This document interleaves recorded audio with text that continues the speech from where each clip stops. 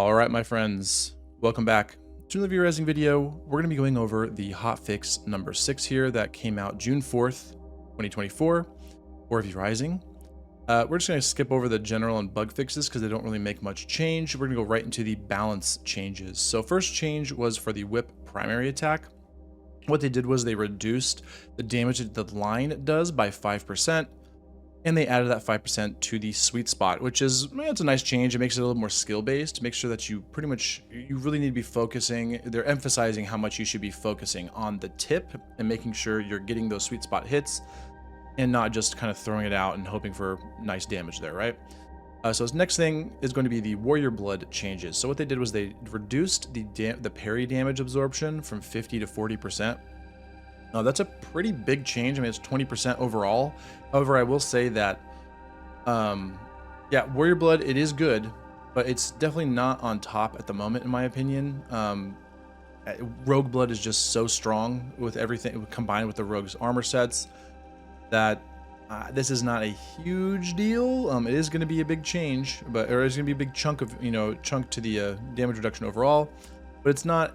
And also, if you're running a Warrior Blood build, this is not going to be a big enough thing to make you not want to run it anymore. So this is still going to be good.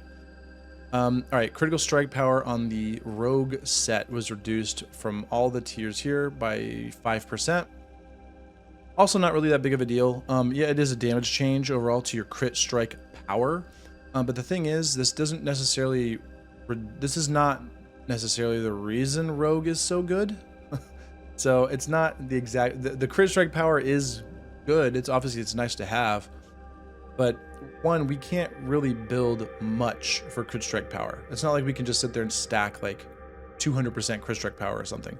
We also can't do, this also doesn't really reduce the chance of critical strikes. So you're still going to be getting, if you're building for crit strikes and you're using Rogue for all those reasons, you're going to be getting the same number of them. They're just going to be doing slightly less damage. So overall, and in my opinion, the reason the Rogue armor sets are so strong isn't necessarily, I mean, that is part of the reason that they're so good, but the reason that they're actually, the biggest reason for it, in my opinion, is just the amount of movement speed they give.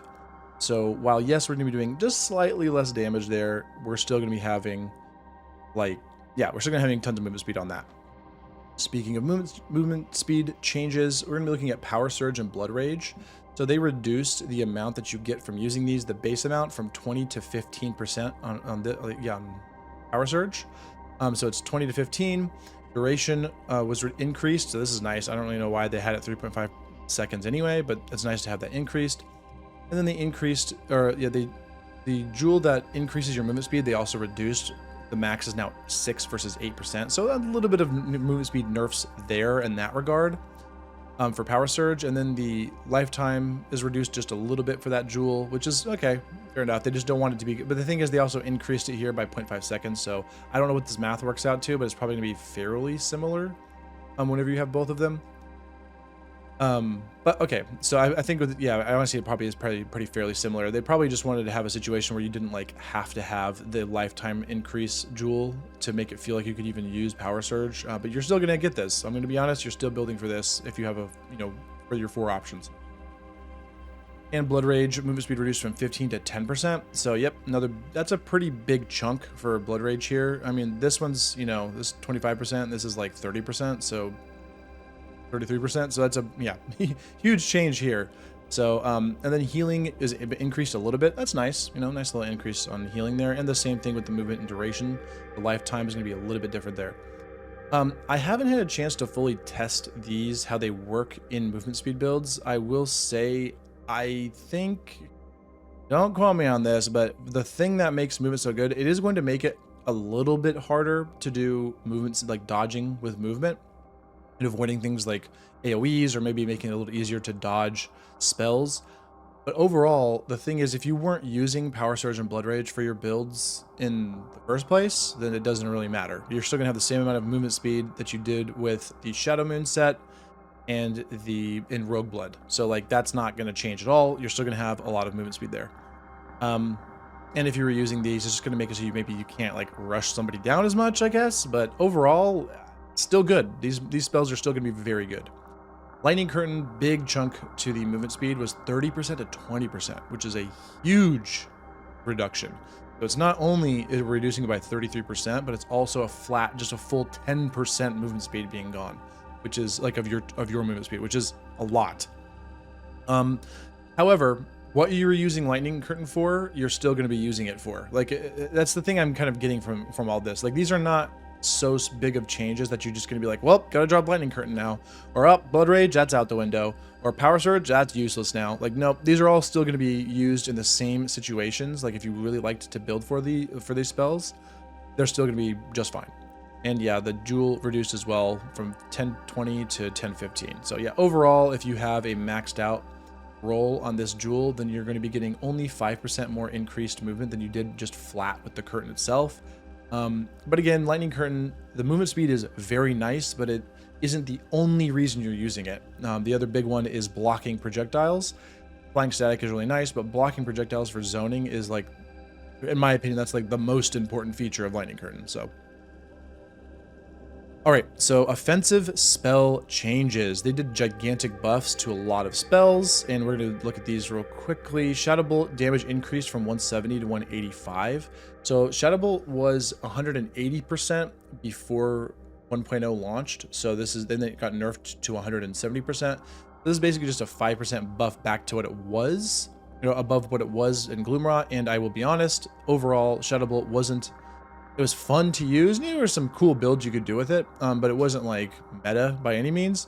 So, however, I am interested in something here. So let's go to the Shadow Bolt here. By the way, throughout the video, I'm going to be referencing maybe the wiki here, but overall, I might be referencing the V-Rising database here. This was put together by Vin from the dojo and by El Bandito, the legend himself. If you don't know who that is, I'll be posting his YouTube in the description, because you need to know who that is if you don't know who that is.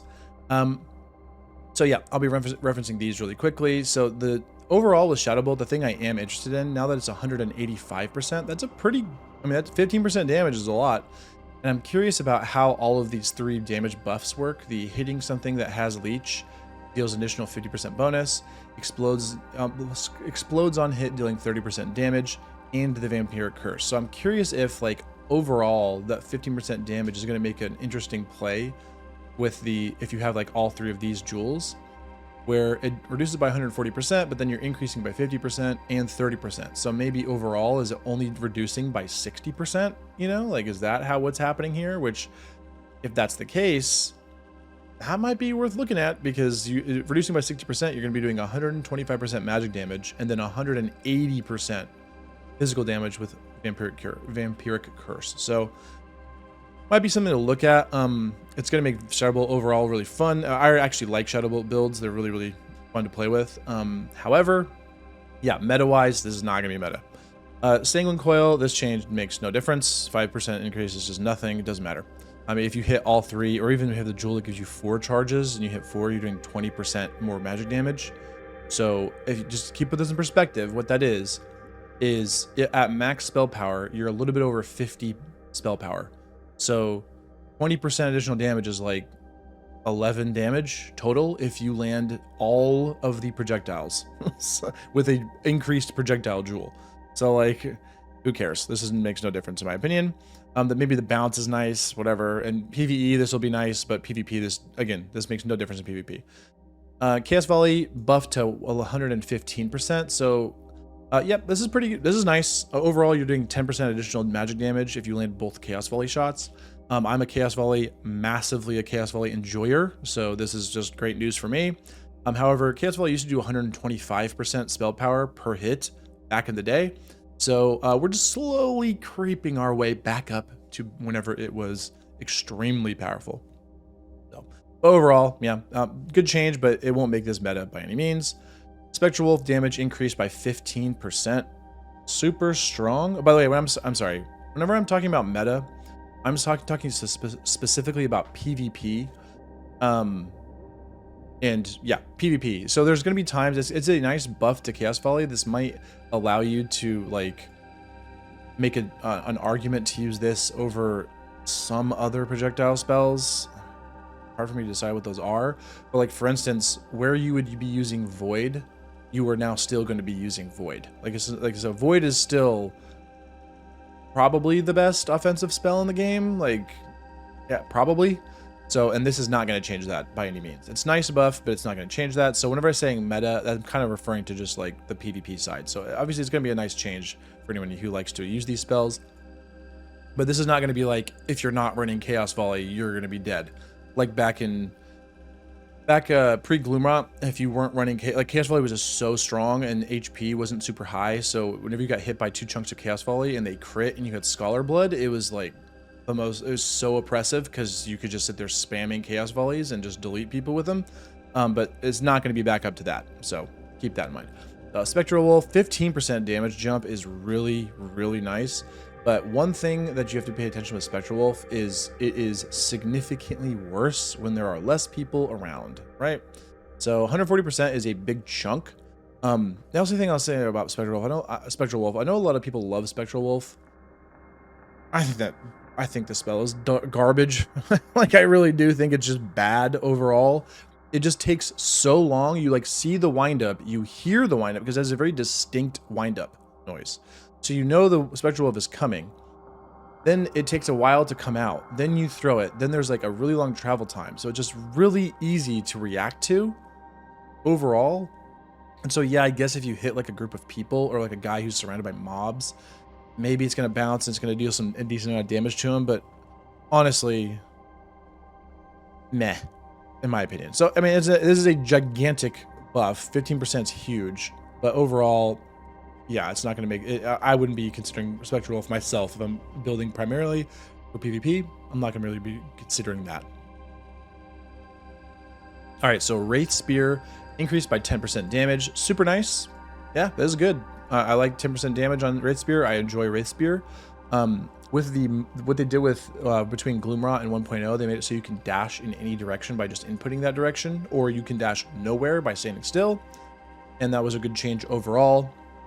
10% damage, a little buff on that is super nice, but it's not, yeah, if you were picking Wraith Spear, it's going to be nice for you, but if you weren't really caring about Wraith Spear, I would going to estimate that you probably still won't care about Wraith Spear. So frostbite damage, this is actually super nice. 10% on each of them is really good. So the thing about frostbite is it enables freeze builds, especially with the right jewel. There's a jewel that it has. Let me see here. That's really super good. Right here, hitting an enemy afflicted by chill or freeze launches 8 projectiles that deal damage. So this is really nice. So especially if you're like in a group PvP setting and you chill one thing, or if there's like a mob somewhere, like around the enemy, and he has some chill, if you've applied chill to the mob and you haven't necessarily got it on the other guy, you can kind of just throw this out, and all of a sudden you're getting spamming projectiles and getting freeze on everybody. Yeah, so that is nice. Getting an additional 10% on that, overall 20% bonus is kind of nice. And frostbat, where you may have not necessarily been, so freeze builds are a thing, absolutely. So there's a lot of freezing going on these days, especially with Hand of Winter. Very strong for freeze stuff. You can kind of just chain freezes back to back to back.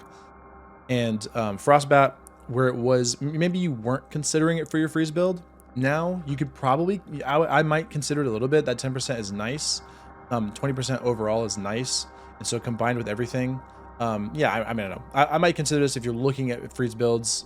Give frostbite a try now over what you're using, which is probably like Cold Snap Frost Barrier or Cold Snap Crystal Lance. Overall, those are probably still going to be superior, but yeah, give this one a try. Might be pretty nice. Aftershock, this doesn't matter. 5% increase on damage. That's going to be per explosion. So if you hit 2, it's 10%. That's I wonder if they like look at the damage on these, because it just makes me laugh. Like what that is, 10% is like, I'm pretty sure that's 5 damage at max level. It's like around 5 damage additionally. And whenever we have 1050 HP, that 5 damage is just like neat, you know? You can kind of just heal that back almost passively through like a Vampiric Brew will just out heal that instantly if you hit someone with like Ignite or whatever. So I don't know. Not enough to make this spell worth using. There's a need to do other things with this to make it worth using in PvP. Bone Explosion increased by 10% damage. This is super nice. Bone Explosion is actually really fun to use. There's some really cool builds that you can do with this, with like freeze builds, where you instant freeze somebody and then you cast the Bone Explosion underneath, and then right before the Bone Explosion explodes, you use like Spear Q. And it just does so much damage overall, especially if like a static spear. you just end up doing a gigantic chunk. So additional 10% on that is definitely worth considering. The problem is not necessarily with bone explosion though, is not the damage. That's the problem. So this is why I keep saying like, it's nice, but it's not that big deal. The issue with bone explosion is that movement speed is so powerful. So a lot of times somebody can kind of cast bone explosion to zone you out, but it takes so long to come out that you can just walk out of it, and that has not changed in this situation. So unless they just like perfectly place it and they catch you like recovering from an animation, or something, from like using a weapon skill, then they might be able to hit you, whatever. But that hasn't changed. Those features haven't changed. It's just going to do a little bit more damage. So, however, if you like frost builds, one of my favorites is Cold Snap Bone Explosion. Super nice. Somebody gets close to you, they freeze themselves, and then you hit them with bone explosion underneath, and then you hit them with a spear Q as the bone explosion is going off, and all of a sudden you just like chunk them for a bajillion damage. So definitely worth using, or definitely nice, and this will be super good. A little 10% increase. Same thing with Ice Nova. 140 to 150%. This is really good. A nice little buff to damage there. But again, similar issues with bone explosion. You can kind of just walk out of it a lot of times. I don't know. I mean, might be worth exploring. That 10% damage is pretty. It is kind of nice to get to 150%. So, but overall, yeah, we'll just have to see where it is, I guess. Okay. Now to the important changes. Defensive spell school or spell changes. So this is overall, these 3 changes are pretty interesting. However, yeah, okay, we'll just get into it. Bloodright damage reduced from 100% to 80%. So that is a huge chunk to damage. And then the jewel increasing damage was also reduced from max 30 to max 20. So now if you have a perfect roll jewel on this, you just have the original Bloodright damage. And then the jewel spawning daggers was reduced from max 50 to max 40, right? So you're not going to be doing anywhere near as much damage with Bloodright as you were. Like, this is just a huge nerf to the damage overall with Bloodright. But I'm going to tell you something. This does not matter. It matters. You're going to be doing less damage, so that does matter. Don't get me wrong. For sure that matters. But the issue is, not the issue, but the thing about the reason you're picking Bloodright is not for the damage. That is helpful, but it's not for the damage. The reason you're picking Bloodright is for the defensive utility of countering an ability that you need to counter at a crucial moment, and giving yourself an opportunity to do something else, right? So maybe some more damage with a primary attack with the jewel if you have that, or maybe just knocking them away so they can't get close to you, maybe becoming invisible with the invisibility jewel, using the 1.2 second immaterial duration to avoid attacks and stuff. So like, if you look at this right here, it's still gonna, if you have this jewel here, it's still gonna heal you 50% of your spell power. It's still gonna give them fading snare. Still gonna have increased primary attack damage, this is a huge deal. This has always been this has been one of my favorite things on it. My favorite rolls on it. This is also still gonna be really important, really powerful there. So yeah, overall, this does not change the reason you would pick Bloodright at all. It's just gonna reduce the damage a bit. So keep that in mind. Cold Snap, similar situation. So shield duration reduced just a little bit. 1 second, that's nice. Freeze duration reduced a little bit, that's nice. And the jewel boosting movement speed was dramatically reduced. This was already racked, in my opinion. 25% just blew my mind when I saw that number. I'm like, why? That's huge. Okay, whatever. So what will happen here? What might happen here? I will say, I haven't tested this, so keep in mind this might not be the case. But so one of the things you could do with Cold Snap would like hit someone with a Cold Snap, and if they were just barely within range of the freeze and they would get like knocked back a little bit and frozen, you could like walk over and then spear Q them. Okay, so that was something you were able to do. This might create situations that are weird where like maybe you can't get to them in time to spear Q them, so maybe you have to like dash to spear Q, but I don't think so. Honestly, I don't think that's gonna make it. That's gonna be the case. Especially because we have things like this jewel where, here it is, if they have chill on them, then the freeze duration increases up to 1.2 seconds.